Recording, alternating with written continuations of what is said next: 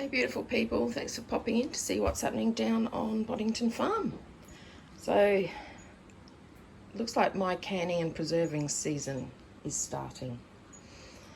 Agent's done a brilliant job with the pumpkins. So at the moment, I'm cutting pumpkins up to make some roast pumpkin soup. So of course saving seeds, got to save them seeds. And then over here, should have put them on a lower rack. Over here's the first lot of the Kent pumpkins roasting up to make the roast pumpkin soup. We prefer using the Kents in the soup because they're full of flavour, and yeah, they're full of flavour. And I always leave the skins on when I'm roasting them because that gets another bit of flavour into them, but the skins don't go into the soup. So we've got tray number 2 going into the oven. I've got Kents on here again, and the lighter ones are the Queensland Blue. That's actually part of the angle grinder pumpkin. So these ones here are the Kents. Okay, these ones are called Queensland Blues, which is what the angle grinder pumpkin is, and these ones are called butternut. So all different varieties than what you get over in the States.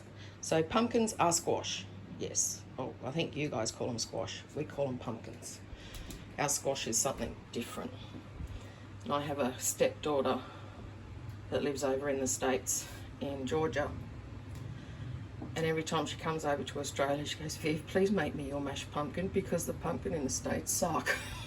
I've tried them all and they're not like Australian pumpkins. So there you go, second tray going in. I got lots of work to do. Okay, first lot of pumpkin out. So this is all the Kents and a little bit of Queensland Blue. I put them in there for about an hour and a half because we like to get this nice blacky type caramelly look to them. And with the Kents, it actually gives them a really beautiful sweet flavour. And the Kents you can actually eat, well, all pumpkins you can eat, pumpkin squash, you can eat with the skins on. Kents are absolutely beautiful with skins on. But once these are all cooled, I shall be taking the skins off to go into the pumpkin soup. So yum, I'm just about, the kitchen's a mess, just about to fix up these 3 which are going in. So the soup in the end will be mainly Kent, but we'll also have the Queensland Blue or the angle grinder pumpkin and a butternut as well. So it'll be a big pot of soup that I freeze and we can have all winter. So 6 hours in, I've finally roasted all the pumpkin for the pumpkin soup. There's more over here. I also roast up some carrots to go in, and I've got the onions chopped, and I've got the bacon chopped. I got some beautiful free-range chicken stock here. Can't do anything without garlic, and some butter. So I'm going to put all this together to make this pumpkin soup to go in the freezer, so we don't lose any of our pumpkins. And look, I'll show you. Quick trip over to the fridge. My freezer's a mess, but anyway, you can see in there, that one there, that's pumpkin soup from last year. So that's the first one used this year. So it helps me greatly when I have a really bad day. I can just go pull something out of the freezer during winter. I do the same with my spag bowl too. Oh, mummy's having a bad day. Spag bowl night, always in the freezer. So let's get this stuff started. Okay, what's up first? Turning the stove on might help.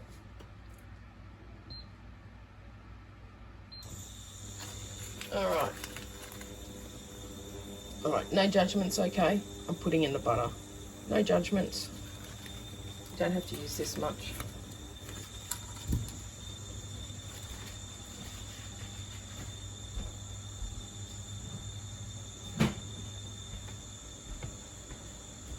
So that's probably about 100 grams of butter. Like I said, don't judge. You don't have to put that much in. We like butter. Butter's good. Everything's better with butter. Let's see if I can get in a bit over the top more. Kind of, sort of. That will do. Pot's on. Warming up. Poor old agent's not getting any dinner when he gets home from work tonight. Because I'm stuffed. I told him it's catch can. If you want to get Macca's on your way home, go do it. Because I've been in the kitchen saving all these pumpkin that he's been growing. But yeah, actually it's starting my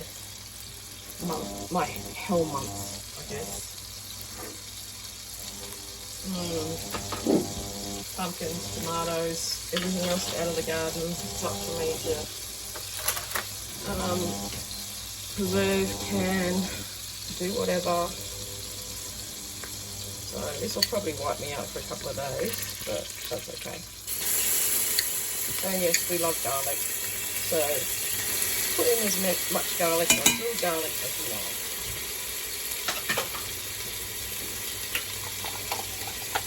Turn the stove down a little bit. Get this garlic going. Okay. Onion.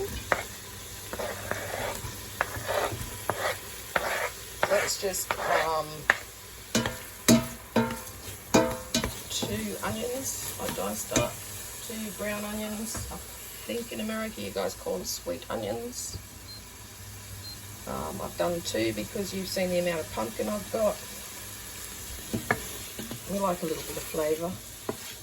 We love onions, we love garlic. So we've got all that happening in there. And of course, pumpkin soup isn't pumpkin soup without bacon. But hey, if you're vegetarian, feel free. Leave the bacon out.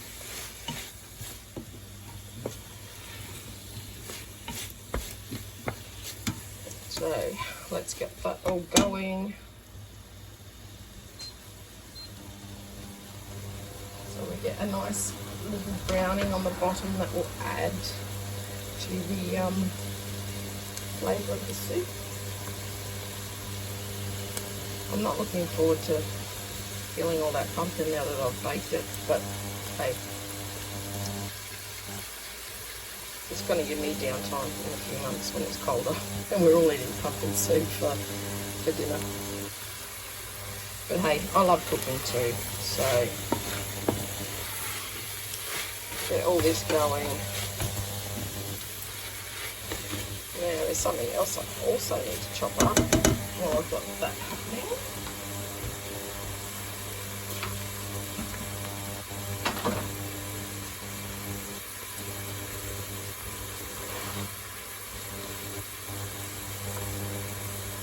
Do you really want to see me chopping up a potato? Just chopping up a potato because that helps with thickening pumpkin soup. Because the can that's going in there is a very watery pumpkin or squash, whatever you want to call it. So it helps having a potato in there, or a potato or 2 in there.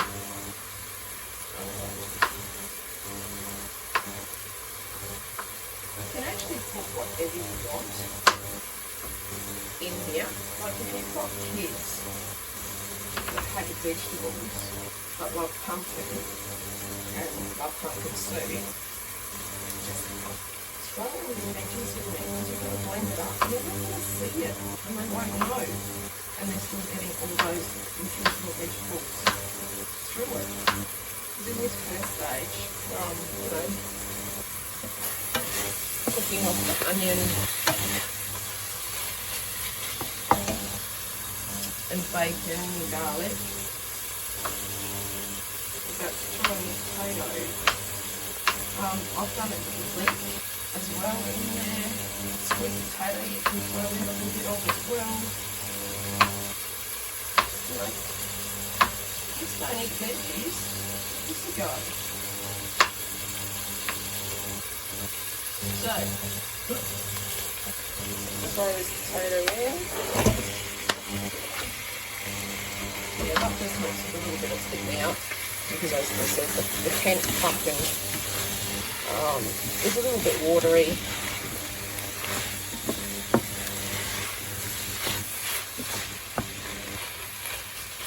A little bit of salt and pepper.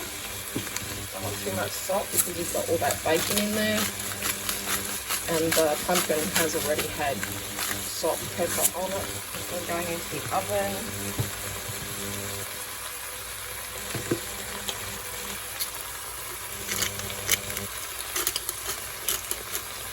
A little bit of pepper.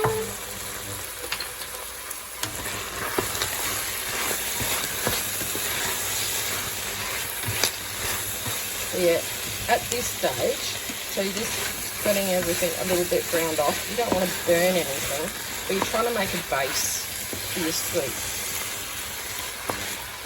Okay.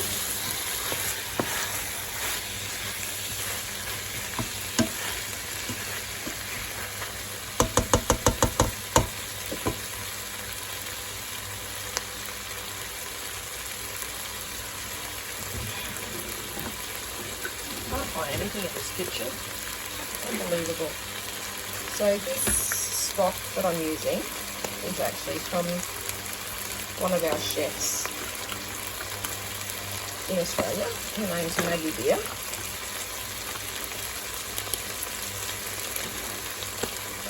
I actually got it on a half price special, otherwise I wouldn't have bought it. But anywho, it's up to you what stock you use. Of course, if you're vegetarian and you're not putting the bacon in or anything, then, you know, use a veggie stock. I use the chicken stock in here because it's lighter than a beef, and I like the taste that the veggie brings to the soup. So that's all done. So now we've got pre-arranged chicken stock going in. So that's a, what's that, 500ml. 500ml packet going in. So this is just developing the base of the soup. As I said, you know, if you're a vegetarian, you don't have to put the bacon in. All the veggies and the way that I've roasted the veggies puts heaps of flavour into the soup. If you don't have veggie stock like I have, you can also use, you know, stock cubes. So even if you're prepping, you can make this a prep meal. You don't need to have the bacon. But I'm sure a lot of you, well, that prep, or if they've got stuff stored away, you've got some kind of onions. You're growing in your garden, carrots, potatoes, bacon, oh not bacon, sorry, pumpkin. It's been a long day. So, you know, even as a full vegetarian pumpkin soup, it's yum. And then if you know how to make a nice loaf of bread, have a bowl of pumpkin soup with some nice crusty bread or crusty rolls, which is one thing I've got to keep learning about, is making bread. So I'll come back in the next step. This is just gonna simmer for a bit while I prepare the rest of what needs to go in there. Okay, let's get this stuff going a bit more. Alright, so I've got the base happening. I've thrown in roasted carrot as well, just to give a little bit more sweetness to the soup. So hang on, how am I going to do this? Alright, bring this big thing over. Alright, so I've just taken all the skins off the pumpkins that I've roasted up today. As you can see, like in here, the Kent pumpkin is like really smushy, and I didn't leave out a piece of Queensland blue. But yeah, the Kent pumpkin is really smushy, but it's absolutely yummy. I've actually been eating all the burnt sweet bits off it. So that all needs to go into the pot.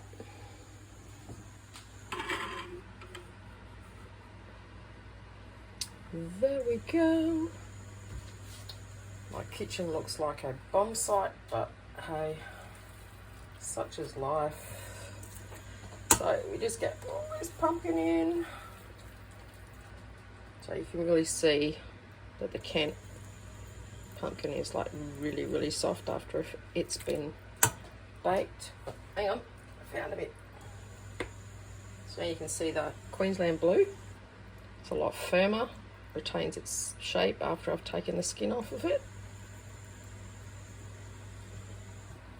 So all our pumpkin slash squashes are different. Taste a heap different. There's more Queensland blue going in there.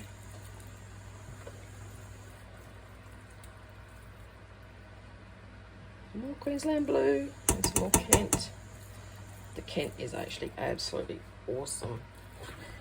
Roasted with all those beautiful little burnt bits on it. But I've already said that how many times? A lot. So you can see I've still left these yummy little, they're not, well, yeah, they're kind of burnt. They're kind of, I don't know how you describe it, but it's so, yay, I broke my spoon. It's so sweet and so yummy. Well, I guess that's going in the bin, isn't it?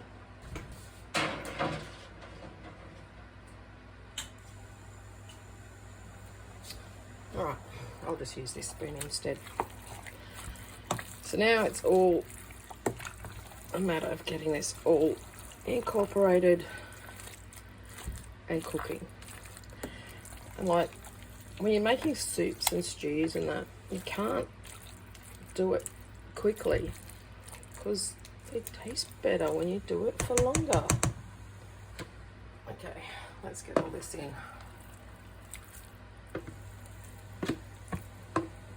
So I didn't use all the pumpkins that I had up today. I still have a butternut and a Queensland blue that I'm keeping so that we've got some pumpkins for like roast dinners and stuff. And one of the Kents has only just been picked, so there's lots of life left in that as long as I keep it in a cool position. Alright, there we go. Now I am going to add a little bit of water to it. Now remember we added all that yummy stock. Oh, I can hear Adrian's bike. He's home.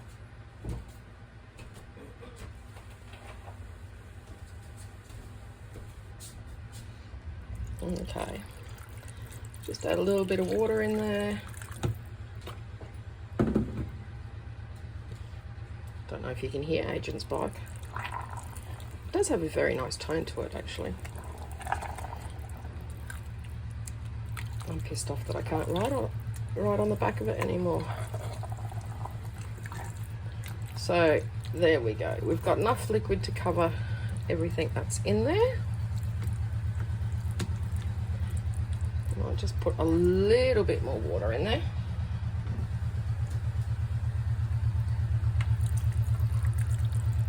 There we go. Give that a nice mix around. And then I'll just leave this on the stove on a low heat for a couple more hours.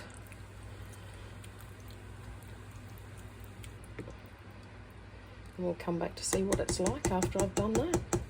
So there you go. Next step coming. Okay, day 2. Oh, I've got flies everywhere. Yes, I'm on day 2 of making pumpkin soup. So last night I actually had to end up putting half in another pot because I just had too much pumpkin in there to blend it all up. So I halved it and put another, what was it, half 500 mils or something of chicken stock in that one. Blend it all up, so now I've got lots of pumpkin to now go and pack up.